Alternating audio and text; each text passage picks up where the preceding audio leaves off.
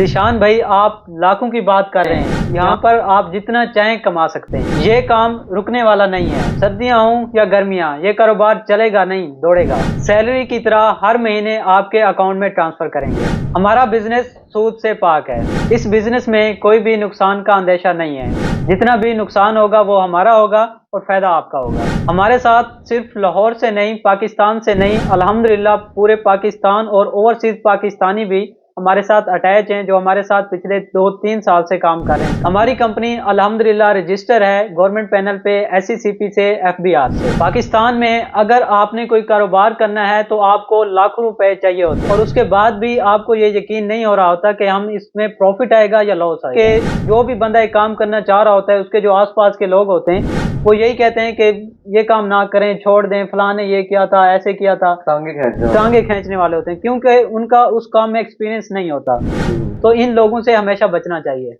लोग हमारे साथ जुड़ के अपने ड्रीम्स को पूरा कर रहे हैं। अल्हम्दुलिल्लाह मैंने भी अपने बहुत सारे ख्वाब इस कंपनी के थ्रू पूरे किए, क्योंकि जो एक ओवरसीज पाकिस्तानी होते हैं उसने वापस तो आना होता है 10 साल बाद, 20 साल बाद। तो उनके जहन में ये बहुत सारे क्वेश्चन होते हैं, उनके पास अमाउंट भी होती है लेकिन वो इन्वेस्ट करना नहीं चाह रहे होते। वजह ये होती है कि पाकिस्तान के जिस तरह के हालात हैं वो डरते हैं। आप जब तक इंशाल्लाह आप पाकिस्तान वापस आएंगे 3 साल 4 साल बाद, तो आपको अपना एक नया बिजनेस मिलेगा जो आप पाकिस्तान में अगले 20 साल तक सरवाइव कर सकते हैं। अस्सलाम वालेकुम वालेकुम जनाब, सलाम। क्या हाल चाल है? अल्लाह का शुक्र। आप ठीक ठाक सुनाइए है। कैसे हैं? करम है अल्लाह दोस्तों को जरा अपना तारुफ करवाएं, आप कौन हैं, कहाँ से हैं? का। मैं सजाद बात कर रहा हूँ और मैं बेसिकली लिया से हूँ और इस कंपनी में मैं एज अ मार्केटिंग मैनेजर काम कर रहा हूँ। हमारी कंपनी का नाम है dairy city enterprises private limited चलो। और हम पिछले 3-4 साल से डेयरी फार्मिंग में काम कर रहे हैं। हम्म, और इसमें जो है हम इन्वेस्टर को अपने साथ ऐड करते हैं और जो भी जितनी भी इन्वेस्टमेंट करना चाहे मिनिमम 1 लाख से स्टार्ट कर सकता है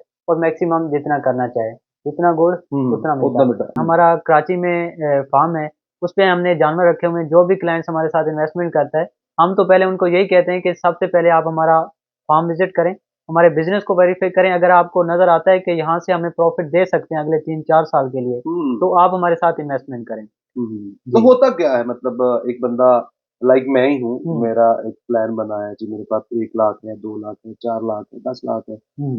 तो थोड़ा सा समझाएंगे क्या तरीका कार क्या है? जी, जिस तरह हम काम कर रहे हैं वो आपको पोर्टफोलियो समझा देता हूँ। हम्म सपोज एक मिनिमम कैलकुलेशन कर लेते हैं। एक 3 लाख की जो गाय है वो डेली का 10 से 12 लीटर दूध देती है, वो सब जानते हैं इस चीज़ को। हम्म और जो दूध का रेट चल रहा है कराची में, लाहौर में, बड़े शहरों में 200 प्लस है, हम्म ठीक है।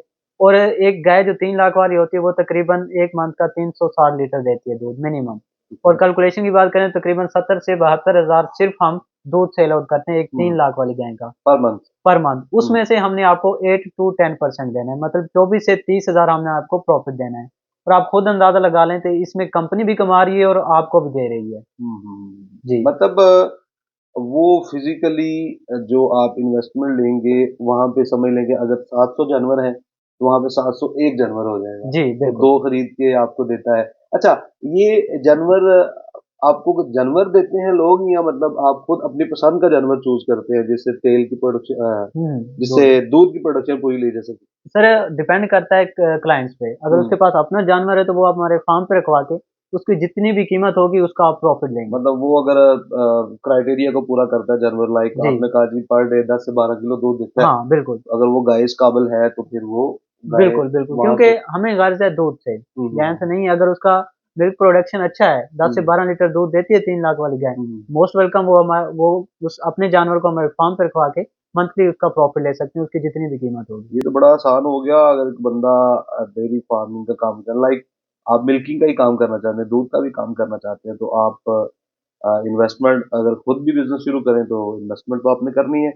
और अगर आप लोग वो इन्वेस्टमेंट इनके साथ मिलकर करते हैं तो फिर आपकी जो मशक्कत है, आपकी जो मेहनत है, आपकी जो जगह आपको अरेंज करनी पड़ेगी, जो लेबर अरेंज करनी पड़ेगी, वो सारे के सारे काम इनके जुमा है। हुँ। तो सर, लोगों के ज़हन में होगा कि आपको भी कुछ फ़ायदा होगा, कंपनी को भी कुछ फ़ायदा होगा, हुँ, ऐवें कोई फीस ढीला तो नहीं बिल्कुल ऐसे ही। ये काम हो रहा। हुँ। तो बताएं ज़रा, कंपनी बैकएंड पे कैसे प्रॉफ़िट निकाल रही है? सर देखें, कुछ लोग ऐसे होते हैं जिनके पास तजुर्बा होता है हुँ, हुँ, और कुछ लोग ऐसे होते हैं जिनके पास इन्वेस्टमेंट होती है। ठीक है। हम जब इन दोनों को कंबाइन करते हैं, जिनके पास तजर्बा है वो अपना तजर्बा दिखाते हैं, ठीक है।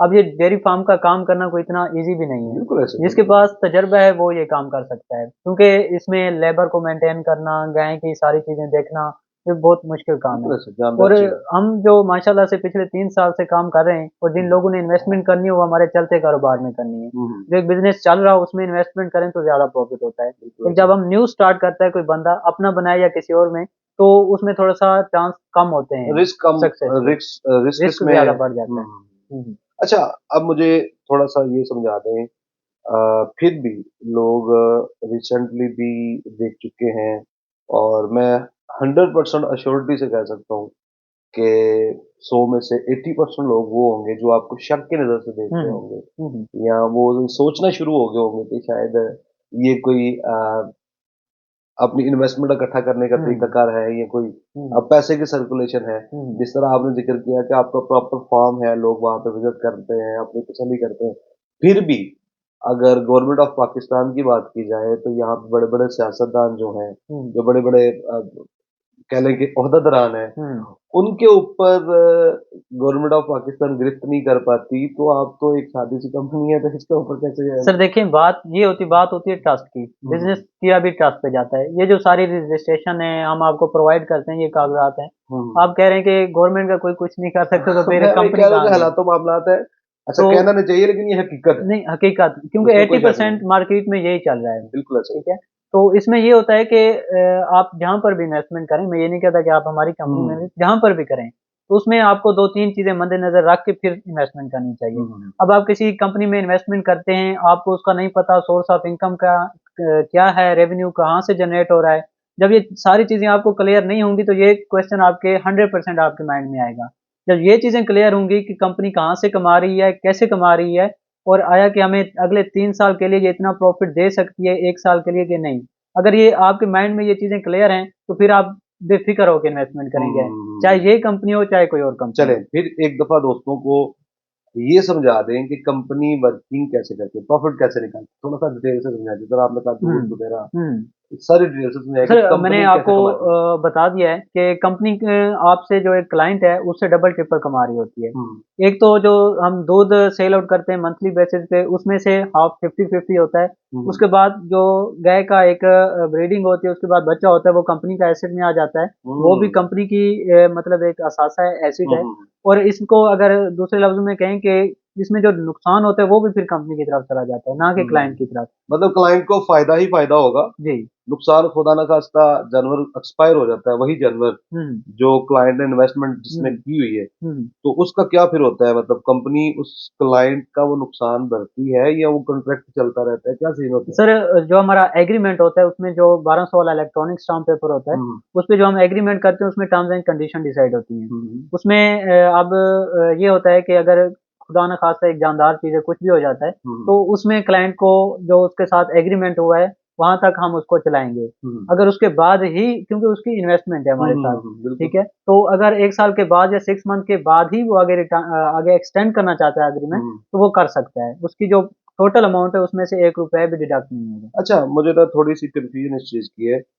एक जानवर इन्वेस्टमेंट हो गई आपके पास, हुँ, साल पूरा हो गया, बंदे का कॉन्ट्रैक्ट खत्म हो गया, उसको प्रॉफ़िट्स आपने दे दिए, सारा कुछ हो गया। अब वो जानवर था, हुँ, वो खत्म हो गया, नुकसान हो गया उसका, हुँ, खुदा ना खास्ता वो मर गया। हुँ, तो फिर at the end of contract हुँ, उस बंदे को कॉन्ट्रैक्ट के प्रॉफ़िट के अलावा हुँ, वो जानवर मिलना था, जो हुँ, उसका था, या उसका जो रिटर्न जो उसने इन्वेस्टमेंट की थी, हुँ। फिर भी उसको वापस मिलेगी, बेशक जानवर मर गया हो। जी, बिल्कुल, उसको मिलेगी, क्योंकि हमारे पास कोई 100-200 जानवर नहीं है, अल्हम्दुलिल्लाह 700 प्लस जानवर हैं। हुँ, हुँ, हुँ। तो उसमें से अगर इस तरह का कोई हो भी जाता है, तो कंपनी इतना ज़्यादा रेवेन्यू जनरेट कर रही होती है, कमा रही होती है, तो वो फिर ये सारी चीज़ें कंपनी को मैनेज करनी पड़ती हैं। चलो बेहतरीन हो गया। फिर भी मैं दोस्तों से गुज़ारिश करूँगा कि मार्केट में बारहा ऐसा हो रहा है, पीछे भी हम लोग काफ़ी कंपनीज़ को देख चुके हैं, मैं ज़िक्र नहीं करना चाहूँगा। सजाद भाई हैं, छोटी-सी उम्र है, और इनको एक ऑनर है कि जी इन्होंने कई सैकड़ों लोगों को इस फ़ील्ड में लेके आए हैं, और उनको चला भी रहे हैं, उनका एतमाद भी हासिल किया है। यहाँ पे बैठे हुए हम दोस्तों को भी देख रहे हैं।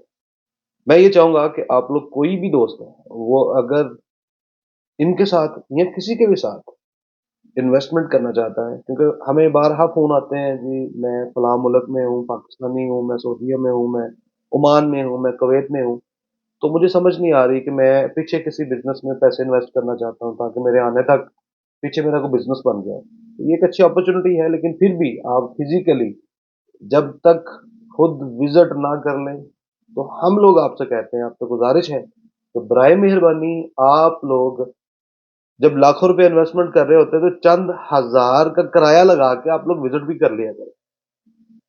तो ये मेरी गुजारिश है। बाकी अल्हम्दुलिल्लाह यहाँ पे काफी अच्छा माहौल है, और इनकी जो बेस है, तो आप लोग कराची में विजिट करें। कराची में अगर कोई बंदा विजिट करना चाहे तो उसका क्या जी शेड्यूल है? मोस्ट वेलकम, वो हमारे साथ रब्ता करे। सजाद उसको भाई साहब रब्ता कर ले। कॉन्टैक्ट नंबर वहाँ का प्रोवाइड किया जाएगा, हम्म, ऑफिस की लोकेशन दी जाएगी, फार्म की लोकेशन दी जाएगी, वो वहाँ जाकर विजिट कर सकते चलो बहुत बहुत शुक्रिया सजाद भाई। फिर भी आप लाहौर में हैं, कोई दोस्त आपसे मीटिंग करना चाहे, आपसे रब्ता करना चाहे, कॉन्टैक्ट करना चाहे, थोड़ा करके। हैं। जी मोस्ट वेलकम, कोई भी दोस्त अगर आना चाहे मोस्ट वेलकम।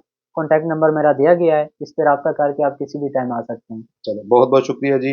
मिलते हैं नेक्स्ट वीडियो में, तब तक के लिए खुदा हाफिज, फी अमान अल्लाह, रब रखा।